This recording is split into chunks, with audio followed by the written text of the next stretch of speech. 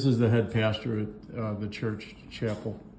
A couple minutes here. Idea that one species gave rise to all species, and that time plus genetic mutation plus natural selection equals the diversity of all life in which we see it.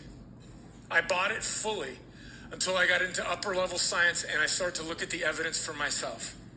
In that moment, and I won't bore you with all this, and every one of my kids would say, "Thank you, Dad, please don't do that," right? But here's what I will tell you. There are massive problems with the fossil record.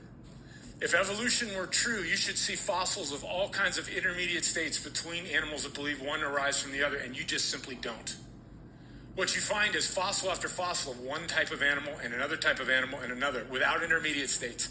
Big problem. Secondly, the complexity of the cell is something nobody could have ever anticipated in 1870. It wasn't until the advent of the electron microscope that we really began to understand the insane levels of complexity of a human cell. And you realize it's not a simple blob of jelly that all things might be made of. But you have to ask the question, how in the world could something that complicated ever come into being? Just one simple cell.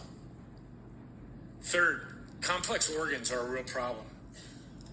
Do you know what you call an animal with 99% of an eye, ear, eye, and brain to see? Blind.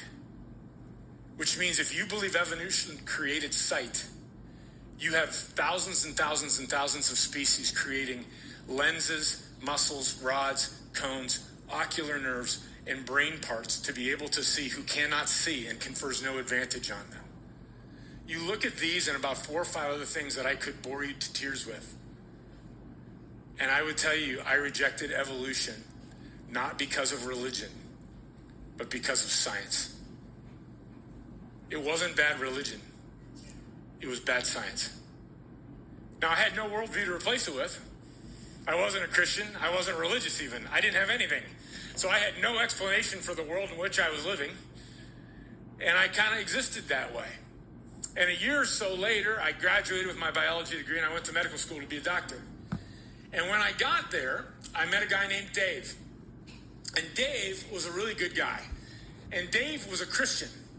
Now, Dave had the distinction I'm of going to being stop it now. I a just super wanted you to hear fun, that part about the science. non-socially awkward Christian. I had never met one of those before.